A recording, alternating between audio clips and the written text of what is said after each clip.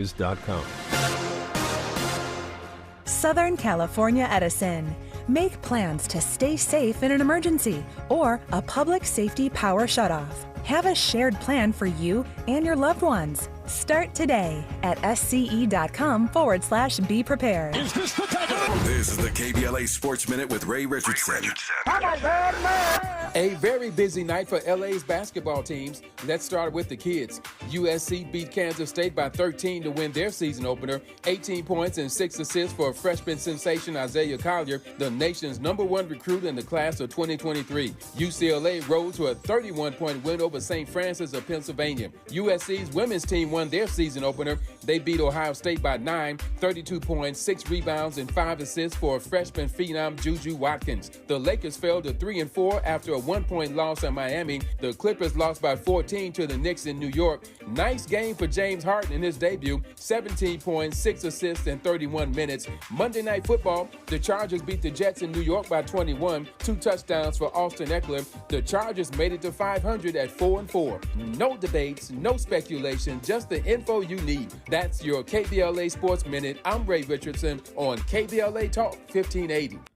KBLA Talk 1580 invites you to join us in celebrating the season of giving by being part of the solution. As we enjoy great food, family, warmth, and well wishes in whatever our festive tradition may be, we share the beauty of the season by reaching out to the less fortunate. Please help us to help others with the KBLA Cover the Houseless Cozy Community Coat and Blanket Drive. All you have to do is drop off new or clean, gently used winter coats and blankets in the KBLA lobby during business hours. Now through December 20th, all of the coats and blankets will be donated to unsheltered individuals and families experiencing houselessness. Simply bring your donation to 4434 Crenshaw Boulevard in Los Angeles, near Vernon Avenue, from 9 a.m. to 5 p.m. weekdays. That's 4434 Crenshaw in historic Leimert Park. During the holidays and every day, let's remember, we keep us safe. We keep us warm. We are the safety net.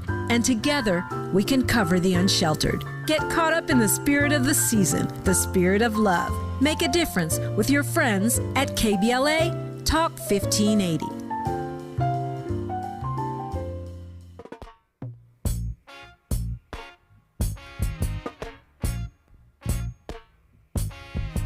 Until the philosophy which old one race superior and another inferior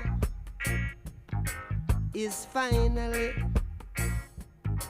and permanently discredited and abandoned. Everywhere is war. It's a war that until they're no longer first class and second class citizens of any nation, until the color of a man's skin is of no more significance than the color of his eyes. Miss a war that until the basic human rights are equally guaranteed to all without regard to race. This a war. KBLA Talk 1580. Until that day. That song always sounds like it could have been written yesterday every time I hear it.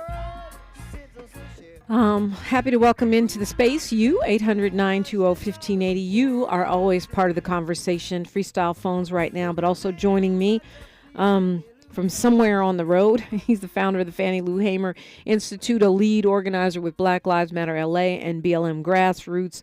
Akili, good morning. Good morning, Dominique, and good morning to the KBLA family. So good to be with you this morning. Great to have you in the space. So people know you as an activist. They know you from, shutting down freeways and holding up city council meetings and, game changers. But you also have a long history of working in electoral politics as a campaign organizer and strategist for others, including former President Barack Obama. And so I was hoping to get you to put on that hat today on this Talking Point Tuesday, and take a little bit of a look at what's already starting to happen around 2024, particularly these numbers that we saw for Joe Biden, his polling numbers that came out yesterday, which show that Donald Trump is actually beating him in 5 key, what they call battleground states, right? Those states that could go either way, and which can be, make or break for the election. Donald Trump, who has got, at 91 charges, who has been in court this week cussing out judges and other illegal things, and yet he's beating Biden. And I know a lot can happen between now and November of 2024. But that's really bad news for the Democratic Party, and I would say, even though I'm not super thrilled with Biden right now, for America. It is, and it's disappointing, and it's hard to believe in some cases. You want to think, how could this be? There was there's been a number of articles, and one of them was in the Washington Post yesterday around. They asked 5 reporters, well, how is it that Trump is still in the lead? Well, part of it is that Trump has appealed to, the white, first of all, the white nationalists, but also the victim, that somehow or another he is being persecuted. And that has galvanized his base. The other thing that has not happened is that I don't know if Biden or the Democratic Party has really taken a real effort at trying to explain and help people understand his accomplishment. And what he was in Delaware yesterday at the Amtrak area, because he used to ride the Amtrak back and forth promoting his infrastructure plan. But none of that seems to matter because his accomplishments are not I think they're substantive. But what people are concerned about, one is his age, and can he carry on for another 4 years? And two, they're just not willing to give him and accept him and give him, like I said, the benefit of the doubt. So on the one hand, you have a guy with accomplishments who's, pushed down inflation, is not as bad as it was when he first took office. The unemployment level is very low among the, interest rates are creeping up, but not extremely high. Overall, the economy is good. So if it was just bread and butter issues, you would think, well, people would automatically be supporting Biden. But that's not the case. It's not just bread and butter. It's the culture that the culture wars that have been promoted, and it's, I think, the lack of getting out their own message on the part of the Democrats. And the other thing that is sadly disappointing, and that is they have not made a concerted effort to encourage and engage the black vote, which will be the margin of victory for almost any candidate at the national level. But Akili, I think they maybe they're taking it for granted. I think they do encourage the black vote, but the black vote I feel like people are tired of being encouraged just to vote. Like, what I mean by that is, show me what you've done. And I know he's had substantive accomplishments for black folks while in office, not the least of which is a black vice president, even though social media has painted her as not black, and a black Supreme Court justice who is also like a wise black Supreme Court justice who's not a Clarence Thomas. And on it goes. But I feel like people want more than encourage us to vote. We want us to, show us what you've done and do something, constantly. Like, do something constantly. I mean, I think about the symbolism of that hate crime bill, which they named the anti-Asian hate crime bill, even though it applies to everyone. It's money to help stop hate crimes. But black people, partly thanks to social media and partly thanks to, I think, the fumbling of this issue by the Biden administration, think that it only helps Asians and are angry about it. And I hear this time and time again.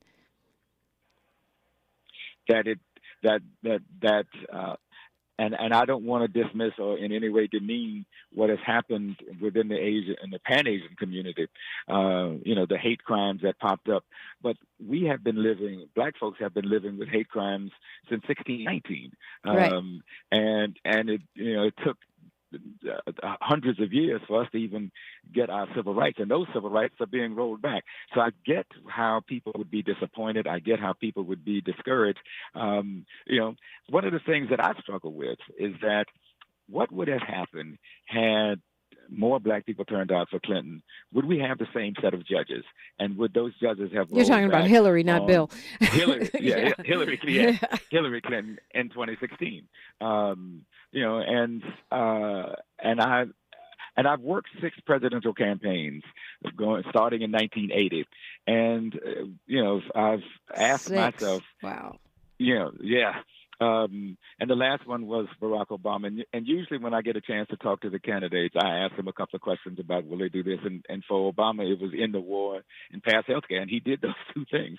But I don't know if the noise, if the Biden administration can overcome the noise that's out there about what he's not doing, to be loud enough to talk about what he is doing, right, and connected to the apprehensions that people have about his age. But Trump is old too. I mean, I don't mean to sound ageist, but Trump is not that much younger than Biden, but yet this isn't an issue for him. Probably maybe because he's always running his mouth, so it makes it seem like he's, more, I don't know, more vigorous. I'm not sure, but he's not exactly, a picture of health. He's still living on Burger King and 12 diet sodas a day, and nobody seems to worry about him being too old. Yeah, and you're right. There does seem to be this double standard. They're both in their 70s. One is closer to 80, I think they're Biden both in their late 80 now, isn't he? Yeah, he should be. But Biden will be 77. So the difference is Trump. a couple. The Trump, rather, Yeah. will be, So the difference is marginal in terms Right. of the age. Right. But that has been a concern that's been repeated over and over within the Democratic Party. So maybe Biden He needs does to seem dye be- his hair orange and start eating burgers. He No, needs a not at side all. piece. He needs to go get him a former model. As No. because really, when you're talking about a 3-year difference, that is an image issue, right? Yes, it is. In part, yes. So you got Trump on the one hand with a young, attractive woman on his arm, and you have No shade to Dr. Biden. Not at all. Jill, not at all. the first lady. I mean, Yes. she's attractive. Yeah, not at all. But She is. But she's not young, but- and she's not a former fitness model or whatever kind of model Melania was. And the other thing that I think that the Biden administration is going to have to do is really try to surround themselves with young people, and listen to them. Too often we surround ourselves with young people, but we don't always listen to them. Amen. Because we think because we know more, and and I think I heard Melania's daughter, Amara, say that we use old school as a cop out. Right, exactly. That was such a great point. It was, and one of the things I try not to do is say that, well, I'm from the old school. That means that you're not. The underlying implication is you're not willing to learn. You're not willing to advance. You're not willing to embrace what's happening now. Because I'm from the old school, and I'm stuck, really. Yeah. And so I think that part of what Biden is going to have to do is surround himself with young people, listen to them, and not be dismissive of them, and not be judgmental. Yeah. Because what they see, understand, and are doing is very different from what happened in our generation. Right. And like I said, too often we are dismissive because we think they don't know. They may not know as much as we know. They may not know as much, have as much experience, but they know what they know. And what they know, they have more access to more information instantaneously than we ever had. Yeah. We'll continue this conversation when we come forward. You're welcome in 1-800-920-1580. Is the Biden administration losing black people, losing Latinos, losing progressives, partly because of foreign policy issues and the way they're handling this crisis right now in the Middle East, the crises in Africa? We'll look at that and more when we come forward on KBLA Talk 1580. More of First Things First with Dominique DePrima when we come forward. Environmental justice, pollution, and climate.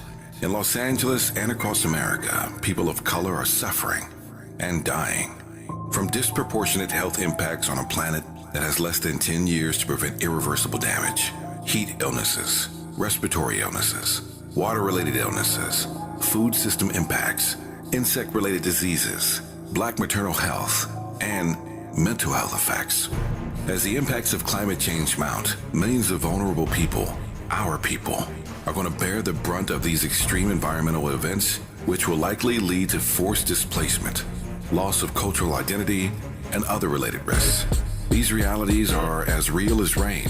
Stay tuned to KBLA Talk 1580 for more details about the most progressive multimedia and live events campaign any black media outlet has ever undertaken to combat the climate catastrophe. Experts, events, empowerment. It's all on the way from unapologetically progressive KBLA Talk 1580. We don't black down. We level up. Level up, level up, level up, level up, level up, level up, level up, level up, level up, level up, level up, level up, level up. The City of Los Angeles Civil Rights Department and its Reparations Advisory Commission are calling on you to be a part of something powerful. Join the Black Experience Study to share your experiences with the City of Los Angeles. We want to hear your stories. To join the study, join a focus group, or schedule an interview with us, visit www.blackexperiencela.com by December 31st. For more information, call 213-978-1845 or visit www.laisforeveryone.com. It's pro time at Lowe's. Get big savings and rewards during Provember. Right now, buy one exclusive DeWalt 20-volt Max XR Power Detect 2-tool combo kit. Get one select Power Detect Bear tool free. That's up to a $249 value. And there's more. Save $200 on a DeWalt 12-inch dual bevel sliding miter saw. Because Lowe's knows tools, Lowe's knows pros. Valid through 11/22 while supplies last. Selection varies by location. Meet Bruce. Hey there. He's a busy soccer dad who's trying hard to learn the game. Go for the end zone. Whoops. Luckily, other things come easy, like banking with Chase. On a tip from his banker, he set up autosave in the Chase mobile app. So what are you saving for, Bruce? Father-daughter soccer camp. Smart bankers, convenient tools. One bank with the power of both. Visit chase.com/checking. Chase, make more of what's yours. Autosave requires a Chase checking and savings account. Chase mobile app is available for select mobile devices. Message and data rates may apply. JP Morgan Chase Bank, N.A. member FDIC. The conversation continues right now with Dominique DePrima on First Things First. Talking with Akili of the Fannie Lou Hamer Institute and BLMLA. I was reading, it says that when that Trump was the oldest person elected to a first term until Biden broke that record. So, it's like... it's definitely an imaging issue. But I was asking about the foreign policy piece because I feel like, at least for me, the way that the Biden administration has handled those Haitian immigrants, the way the policy that they've had toward Cuba in moving back to kind of staying on the Trump position and not moving back to the Barack Obama loosening of relations with Cuba. And now the handling of the crisis in the Middle East, it for me, that pushes me away from Biden because they're so conservative and I think kind of tone deaf on some of these issues, particularly to your point, the gap between where young people are on these issues and where the Biden administration is, I think I feel like they're out of touch with young voters, black voters, Latino voters. And I'm not sure why the GOP messages seems to be resonating, but I feel like part of it is that the Biden messaging is not. Yeah, and that's what I mean about listening to other people. I struggle with this a lot. I'm fortunate in the sense that I'm around enough young people, even though I've been elevated to this barber state. But I struggle with it a lot, and so I can identify and kind of empathize with what he may be going through. But part of it is he is the traditional foreign policy. They are stuck in that, and they're not willing to leave it. That's their comfort zone. And so their relationship with Cuba, their relationship with the Middle East, their relationship with Africa is the traditional foreign policy that has been around for over 50 years. And so they just automatically go back to that. And in large part, they don't have anybody around them that pushes them out of their comfort zone. So particularly when it comes to foreign policy. And so you just do what you've been doing. I mean, do you think it's that, or do you think, because I wonder when I hear them, especially like when I heard Biden say something like that he didn't believe the Palestinian death toll, like that he questioning how many people died as if one baby dying wasn't enough, when as of today we're at 4,000 children. Or those kinds of moments, to me, it reflects not just going back to your old policies, it reflects a mindset and a sort of racial worldview that is really problematic. It's very old school, and I'm not going to say he's a white supremacist. It's more like old-fashioned liberal, which is full of cringy, terrible moments, And trying to have it both ways. I mean, that's part of what this traditionalist approach tends to do. And he's the worst example of it. And Secretary of State Clinton was the worst example of that. They have been unwilling. And I mean, the Cold War has been over now for almost 40 years. But there's still this Cold War mentality. And quite frankly, the Israelis have done a very effective job of supporting and advancing their narrative. Well, yeah, I mean, they're masterful when it comes to talking points. To me, but they paid for it too. They paid good money for theirs. What do you mean? Well, they have PR agencies. There's a whole book about the public relations. But doesn't every government have PR agencies? I mean, that's what comms do. Every government has comms departments. Their job is to spin and, and create talking points and push forth their point of view. Every government does that. Yeah, except the PLA. They don't quite have that. But the Israelis have bought the best over the past 40 years, and their narrative has been promoted. Their narrative has been advanced. And that's why I say they have these great talking points, Akili. To me, this is when the talking point, it's a talking point. They say Israel has a right to defend itself. Well, of course they do. Every sovereign nation has a right to defend itself.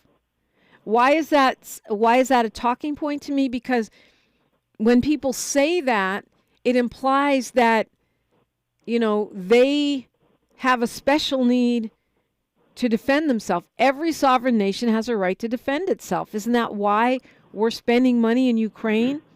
And so then it would beg the question, like, is that, does Palestine have a right to defend itself? Well, maybe not, because it's not a sovereign nation, right? It's not recognized as a sovereign nation with borders and all of that. But when you talk about,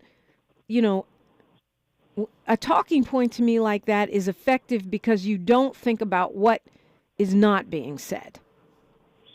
Yep, and the Israelis have done a very effective job of promoting their narrative. Why don't we go around saying the United States has a right to defend itself? Well, but we have the largest military in the world. Okay, well, the Israeli military is number 15. Yes. That's top 20. Yes, and they spend an enormous amount of money on their military. And I mean, and so do we. Well, more than any other country. But for me, one of the most disappointing things that is happening is that Palestine has been erased. We don't talk about Palestine anymore. We talk about the West Bank and we talk about Gaza. We don't talk about a nation prior to 1948 that had a flag, that had a people, that had a language, that had a culture of thousands of years. We don't talk. We say the West Bank, Well, because technically on the international community there is no actual Palestine, right? I mean, Yep. that's recognized internationally. Yep, and as a consequence, you can then, these Those are not territories. nation states. They're considered territories, right? They're not considered. It's not considered a state. It's considered territories, right? Yep, we've erased a whole nation of people. But even in 1948, wasn't that whole area which is before 1948, the whole area which is Israel and the territories which we, the West Bank and Gaza, which we call Palestine unofficially, that was all controlled by the British. By the British, yeah. And then before that, it was controlled by Turkey. So, I mean, so was it Palestine then? It was, as a matter of fact. It was colonized Palestine? Yes, it was. Golda Meir, one of the second prime ministers of Israel after Ben-Gurion, said that she had a Palestinian passport. She didn't have an Israeli passport. But that's what I mean about controlling the narrative here.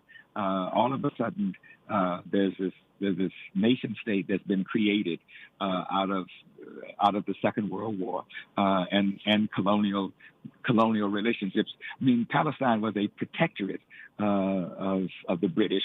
They didn't call it a colony at the time; they called it a protectorate.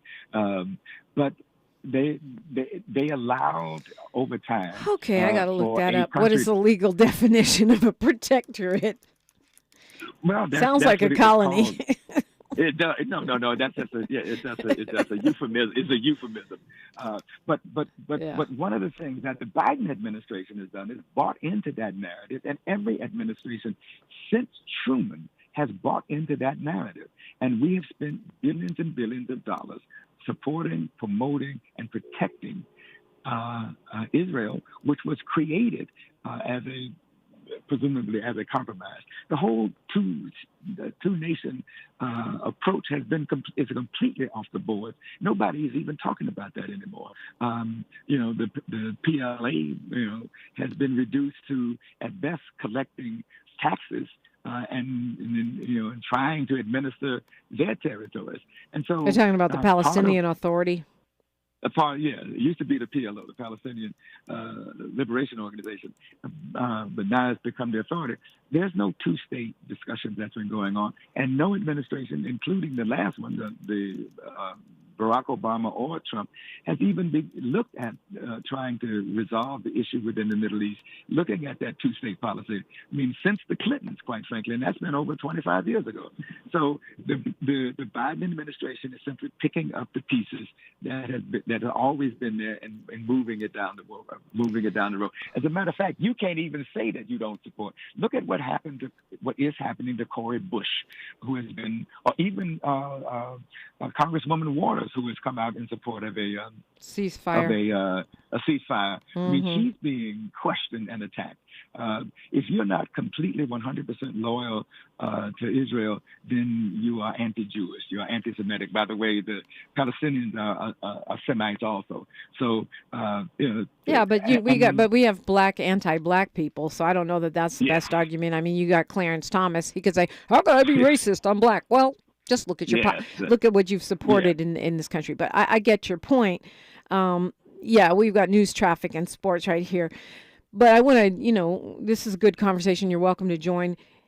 Why are black people? According to this polling, 20+% of black people in these 5 states are now planning to vote for Trump. Why? I don't get it. KBLA Talk 1580.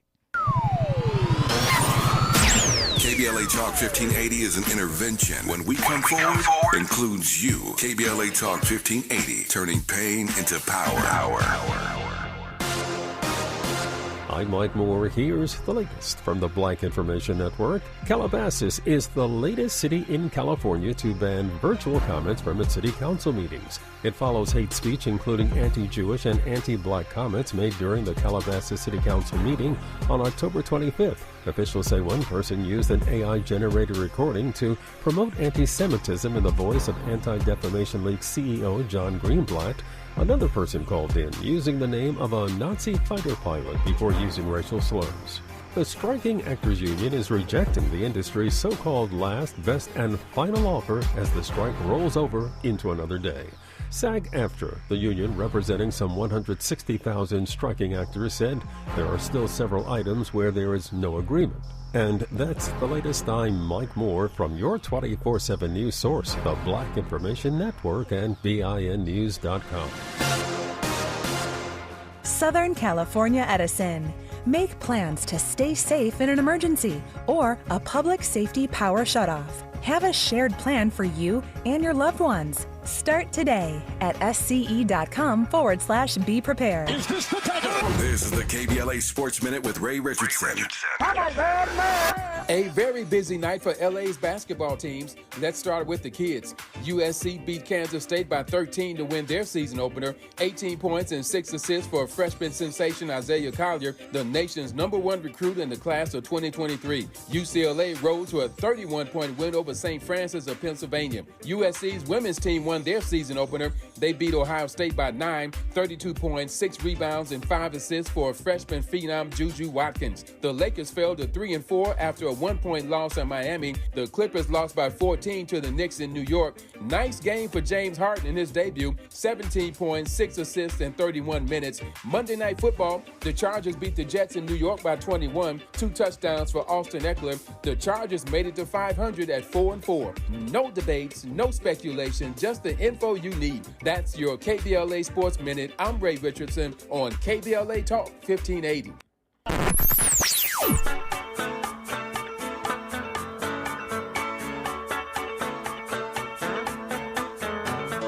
This is KBLA Talk 1580. Talk radio. That's music to your ears. We're unapologetically progressive. KBLA Talk 1580. As veterans, we're no strangers to helping others. That's what we were taught, service before self. But we do have one question for the veterans listening. When was the last time you reached out for help? If you or someone you know needs resources, whether it's for stress, finances, employment, or mental health, don't wait. Reach out. Find more information at va.gov/reach. That's va.gov/reach. Brought to you by the United States Department of Veterans Affairs and the Ad Council. Thinking about hosting a podcast and don't know where to start? Morris Media Studios has you covered. We're a professional podcast and voiceover studio located in Leimert Park. We specialize in recording and live streaming audio and video podcasts. Let us help you set up, record, and distribute your podcast. Hosting a podcast is a great way to bring awareness to your business, product, or good cause. For more info, visit morrismediastudios.com or give us a call at 323-815-4204. 1 in 4 Americans today are living with a disability. I'm one of them. People with disabilities are extremely talented, resilient problem solvers that have so much to offer. And we've got a trusted ally on our side, an organization we can rely on, Easter Seals. Easter Seals is leading the way to full equity, inclusion, and access to healthcare, employment, and education for people with disabilities, families, and communities. That's my Easter Seals. Make it yours. Learn more and get involved at easterseals.com. If you're a veteran with a service-connected disability that is directly impacting your ability to work, resources are available to help you find employment. VA's Veteran Readiness and Employment, or VR&E, can assist you with finding a job that uses your existing skills. Or, if you're interested in exploring a new field, a VR&E counselor can help you determine the right education or training options for a new career. Find out if VR&E is right for you by visiting va.gov/VRE today. Turning my pain into purpose is pretty much what I have done to start this foundation. In August 2020, after the death of George Floyd, Bridget Floyd and other family members established the George Floyd Memorial Foundation in support of the Black community. It's going to take more than just us as a foundation. It's going to take the community, the world, to make a change. Fight for racial justice for the Black community. Learn how at lovehasnolabels.com. Brought to you by Love Has No Labels and the Ad Council. My mom has decided to learn to paint, and she's good. My dad's now into creative cuisine, and I've already put on 6 pounds. Learning new things comes with age. My mom, she started forgetting my name and what we're talking about. Forgetting well-known things doesn't. Memory loss may be a sign of Alzheimer's disease. Early detection gives you and your loved one time to plan for the future. Learn the warning signs of Alzheimer's at 10signs.org. Brought to you by the Alzheimer's Association and the Ad Council. Heard any other talk radio lately that sounds anything like this? We didn't think so. You're listening to Unapologetically Progressive, KBLA Talk 1580. Akili is with me from the Fannie Lou Hamer Institute and BLM Grassroots Black Lives Matter LA. I asked you a question, but first I want to go to Tony calling us from Santa Clarita. Hi, Tony.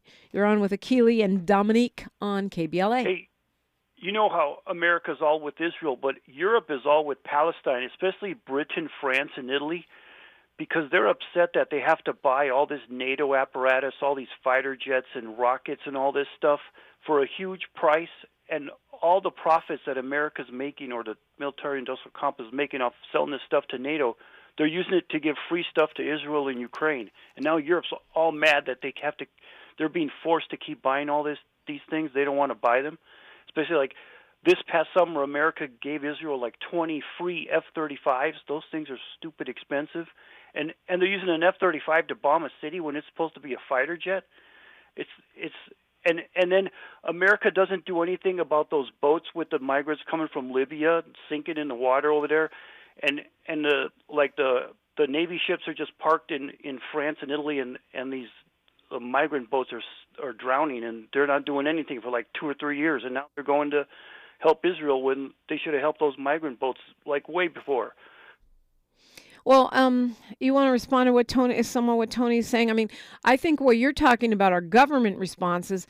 I don't know if that's why the people are in the streets in Europe. They're in the streets here in the United States and around the world. And yeah, maybe it is that. I don't know. I think some of it is just like you just don't get to kill. You just don't get to do mass murder. You don't get to kill 4,000 kids. You just don't get to do that. There's no justification for that. And I don't know. I think for me, that's part of why people are in the streets, and also because the balance, of power. Like I think about the United States. You say you want to eliminate Hamas. Yeah, well, we wanted to eliminate the Taliban. Look how that worked out for us. Trillions of dollars later. Go ahead, Akili.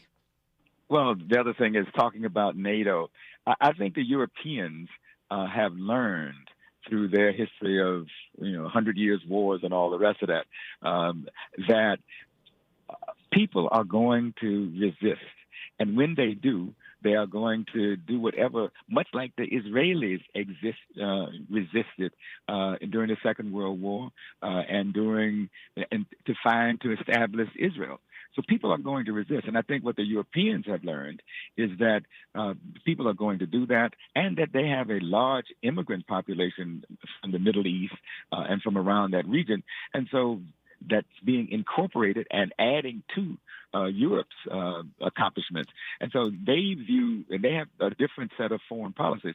Now, their relationship in NATO, which allows them to not spend not enough money on their own defense, because we are defending Europe, and so they have the luxury, if you will, of being able to allow support for Palestine. But once again, I think it grows out of the fact that that they have a number of immigrants from that area, and the U.S. is not in that area. And if we do, we have warships. We don't have humanitarian aid for people who are trying to get to Europe. So I think Europe sees itself differently in terms of foreign policy, and away from the old line foreign policy that the Biden administration is clinging to. But they still have a problem with white supremacy, with fake populism, with anti-immigrant sentiment. I mean, it's, easy to sort of lionize Europe when they have many of the same problems that we do, and it's just manifests different.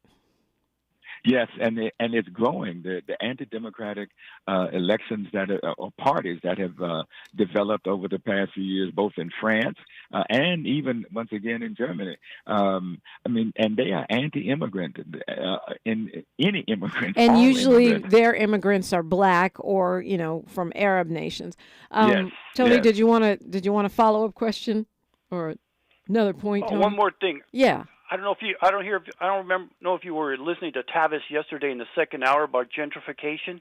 Yeah. I think Israel is trying to gentrify Gaza. They want those people to move to Turkey, and then they're going to blow up the whole thing because they got to get rid of all those tunnels. Everything's going to get leveled, like just totally, whatever you call it, just scraped, and then annihilated is what. Nothing, and then they're going to start over. It's going to be. But that's not. But that's not for them to do. I mean, that's why. What would it take? I mean, Israel has a right to exist. Palestine has a right to exist. Why is that complicated?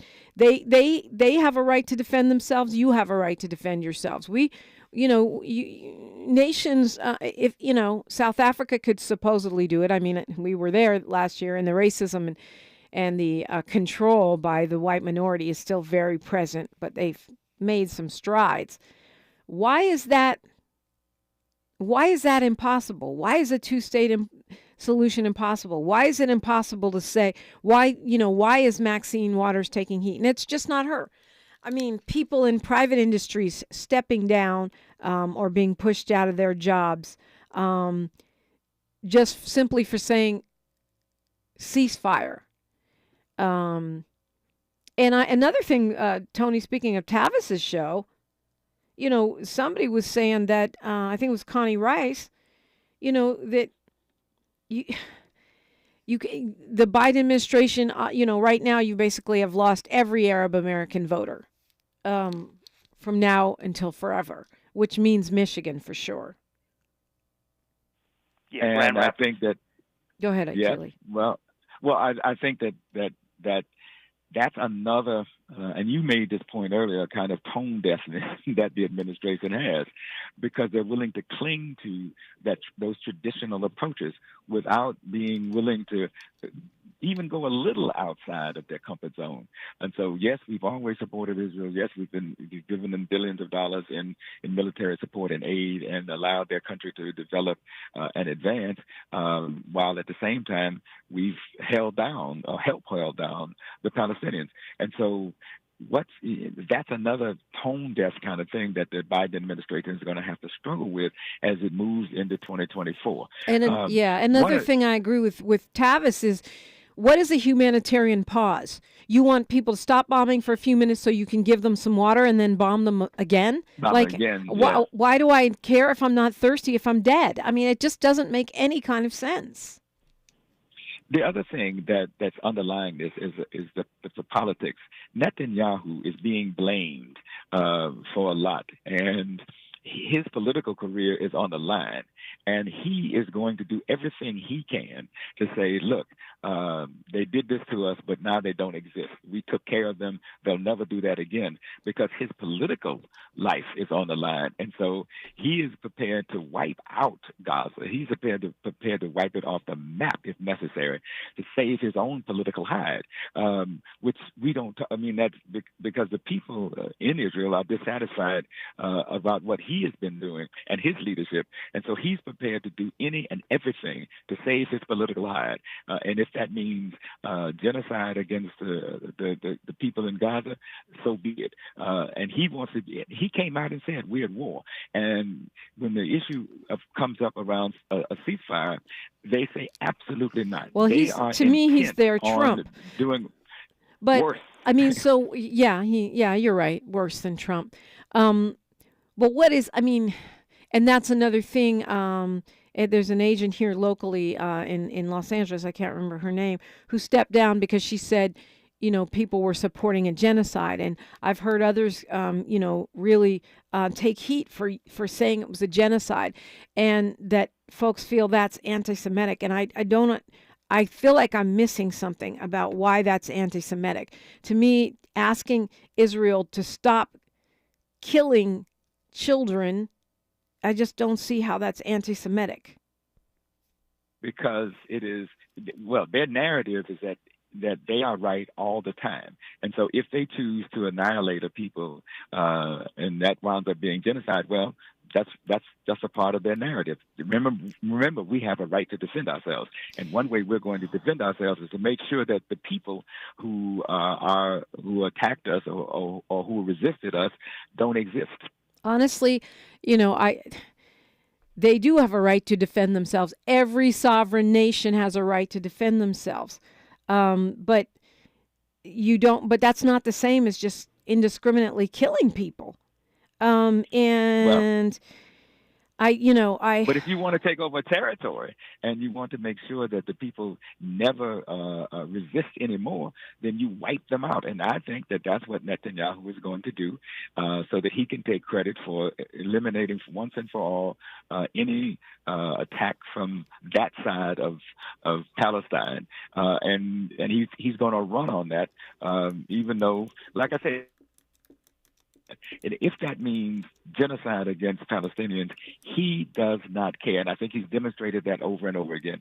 Remember that in 2019, there was a similar kind of effort, going into Gaza and bombing Gaza. And 2014, there was the same thing. The people of Palestine are not going to stop resisting. And so I think that Netanyahu is going to commit genocide, to completely say he's done away with them. We never have to worry about them again. And the rest of the world be damned. I'm going to get reelected once more. I mean, he'd have to kill another, 500,000 plus people for that to happen, which I don't see the world standing by and letting that happen. It's KBLA Talk 1580. She's reclaiming her time on KBLA Talk 1580. More First Things First with Dominique DePrima when we come forward. KBLA Talk 1580. We've got a lot to talk about. Hi, Maisha Cairo here, KBLA, live at Chase Bank on Crenshaw and Vernon for the In This Together tour with female business owners, a day of empowerment, community panels, and best of all, tips on building business from marketing to capital. I'm here with Lisa Stevens, Senior Business Consultant with Chase for Business. Lisa, what's one tip you'd give to business owners here in the Crenshaw area? I love that you asked that question. I'm originally from Brooklyn, and I grew up in an area that's very similar to Crenshaw. So this is near and dear to my heart. And if I could only leave a business owner with just one, I would tell the business owner to identify their why. And I think that is so important, because your why is going to be that strength on those days where you feel like you're struggling. Your why is going to be that stepping stone. Those days that you want to give up, your why is going to be the reason that you get back up. And how would you advise business owners looking to acquire capital? What do they need to know before stepping inside the branch to ask for funding? So 3 things. I do want to share this when it comes to the power of capital and just finding those resources. Understand that capital is a 3-part of a business, right? It's not always about the monetary piece, but if you first put that intellectual, right? What do I need to know? That social, who I need to know, that will help you to then package for that monetary piece. So no matter who you're banking with, you should know your banker. Never walk into a bank and you're transactional only. It's just like Lisa to drop gems. I'm Maisha Cairo in the community for KBLA with JP Morgan Chase.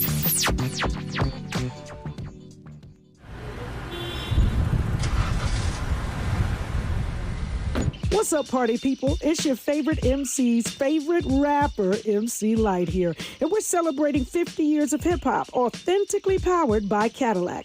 And we're going to take it way back to where it started. It was only fitting that hip-hop began with teenagers at a back-to-school jam in the rec room of a South Bronx apartment complex by an 18-year-old brother. By the way, I'm also sure he had a Cadillac parked outside. He noticed the energy on the dance floor when he switched between 2 turntables, extending the beats, repeating the breaks, and never losing the rhythms. And that was the birth of hip-hop. And from that moment, it took off. For more on how Cadillac is celebrating hip-hop's 50th, visit Cadillac.com/audacity. Your ancestors' favorite radio station, and your favorite morning show host. Let's get back to Dominique DePrima right now. So we said we were going to talk about Biden's poll numbers, but we keep on ending up back at Israel and Palestine. And I think one of the reasons for that, Akili, is because I feel like that is part of what they're faced with. And it's just, I think, just the tip of the iceberg, because this conflict is going to, is not just going to go away. I was wrong. They would have to kill 2 million people. I don't see that happening. 500,000 is the population of just Gaza City. 10,000 have already been killed in this most recent campaign. And it sounds like, from what Netanyahu was telling us, he's just getting started. But yep. I'm going to get back to the question I asked you a couple About the 20% of us? Yeah, the 22% that are supposedly now planning to vote for Trump. I mean, they can't all be people responding to disinformation and misinformation on social media or down the QAnon rabbit hole. What do you attribute that to? Some of it is this notion of we want a strong man to take over and bring it together and make stuff happen. And Biden doesn't come off as a strong man. Trump likes to project himself as a strong man, but he's clearly not. And I think that some of us, we like that machoism kind of stuff, and we buy into that. So some of that is just a cultural thing. Some of that is the misinformation and disinformation. And some of it is just people, being, I was going to say knuckleheads, but some of it is just being, I'm with him, so what, kind of stuff. Being contrarians, but only 8% of us voted for him. Only 8% of us voted for Trump in 2020. So that's like a tripling. I mean, that's a pretty startling kind of trend. I know one poll is not a reliable indicator, but there's several polls that are showing Biden behind Trump. And the Latino increase has been going on since 2020. And, and this is a man who hasn't accomplished anything since he left office and didn't accomplish very much when he was in office. And so what attributes to that? And I think it's part of it is his machoism, his willingness to tell everybody, get out the way, I'm going to take care of this, I'll handle it, and they are all attacking me. They're all after me because they know that if I get back in, I'm going to be for you. They know that if I get back in, then I'm going to do things that you want done because these other people are not, they're not going to do it. They're just bureaucrats and they get in the way. That message resonates with a lot of people, and particularly people who have felt either disenfranchised or marginalized, and a lot of white folks are feeling that way. And that message resonates, even though I haven't accomplished anything, even though almost all of the public policy that he said he was going to do, he didn't do, and he made matters worse. And we lost 1 million people during his administration to COVID.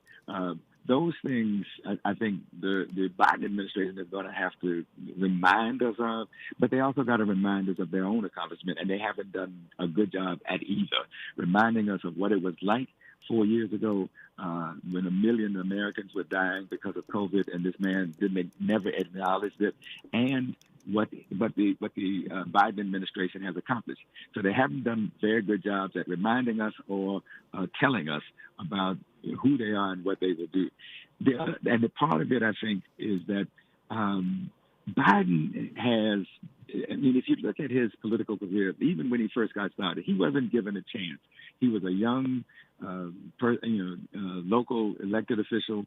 He ran for Senate. Nobody gave him a chance, and he won. He's run for president at least 4 times that I can remember. Nobody gave him a chance, and he lost badly. And nobody gave him a chance 4 years ago until Clyburn kind of put his hand on him and turned out South Carolina and turned out black people. He would have been another has-been.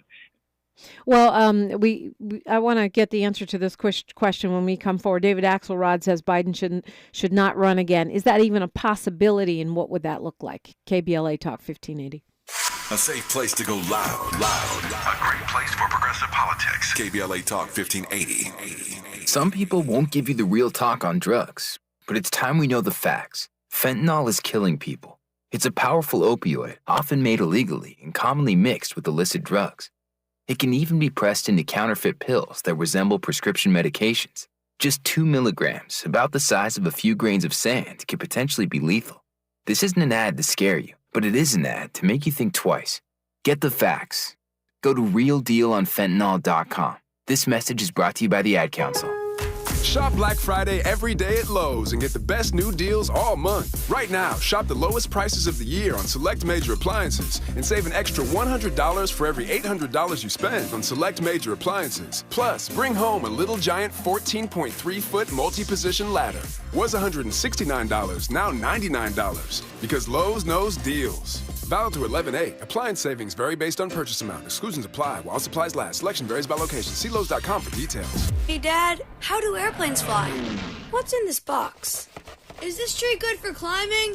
How are babies made? What does this thing do? Kids are curious about everything, including guns. Talking to them about gun safety in your home is a good first step, but you can do more. Always keep your guns locked, unloaded, and stored separately from ammunition. Safe gun storage saves lives. Learn how to make your home safer at endfamilyfire.org. That's endfamilyfire.org. Brought to you by End Family Fire, Brady, and the Ad Council. This is KBLA Talk 1580, where hate loses and love wins. So David Axelrod, who was a chief strategist for Obama's political campaigns and a senior advisor to Mr. Obama, says maybe Biden shouldn't run again. Akili, is that even a possibility that Biden would not run again? No, never going to happen. No, not at all. He spent his life getting to where he is, and he's not going to walk away from it. He spent his adult life getting to where he is. He's not going to walk away from it. And I can't see anything that would convince him to even consider it. The poll numbers, all the rest of that. This is where he's wanted to be in life, and he's finally there. So I don't see him walking away from it. Plus generally parties don't walk away from their incumbents anyway. Yeah, but the question becomes, are you excited about your incumbent? Or are you like, okay? Because that level of enthusiasm and excitement can mean the margin for your winning or losing. Right. And and one of the things that many of us have focused on, I think, too much, is the mechanics of getting people to vote, out to vote, versus the reason that they vote. And without a good reason, we tend to sit things out. And I don't know if if enough people think that they have a good reason to vote, even though the economy is doing better. But things cost more. So even though the pundits keep telling us the economy's better, but I can still buy less with my check. You're right. And I think that may be an underlying factor that the administration doesn't seem to be able to do anything about. We do have low unemployment. Wages are rising. In some states like ours, like in California, but the minimum wage is still $7.25, and it has federally, federally. But some companies are taking it on their own to pay more. But so the unemployment is low, is low, but things are costing a lot more, and I think. And Biden doesn't have a real answer for it. Trump doesn't have a real answer for it either. And I don't think he even talks about or cares about the economy. What he cares about is getting back into power and punishing people. He is vindictive, and I think he will go after people that, he attacked DeSantis and Governor Reynolds, Governor Reynolds, who came out and supported DeSantis. He called them traitors. As if they don't have agency or the right to make their own decisions. You know what I mean? He called them traitors. Yeah. How dare they even come out and question him? If he gets elected, a lot of people are going to wind up paying because he's going to be very vindictive. Yeah. Well, Akili, thanks for being with us. Remind us how to follow you and stay up on what you're up to. Yes, you can go to Akili 5454 at Instagram. At Facebook, it's Greg Akili, and you can always go to Akili, Akili, forthepeople.com. For your campaign, Akili, forthepeople.com. Akili's also running for assembly. Thank you for joining us this morning. I appreciate your insights. Thank you, and I always enjoy this. I appreciate it. Looking forward to the conversation with Kareem Webb next on KBLA Talk 1580. KBLA 1580 Santa Monica. I'm Mike Moore. Here's the latest from the Black Information Network. Calabasas is the latest city in California to ban virtual comments from its city council meetings. It follows hate speech, including anti-Jewish and anti-black comments made during the Calabasas City Council meeting on October 25th. Officials say one person used an AI-generated recording to promote anti-Semitism. 160,000 striking actors said there are still several items where there is no agreement. And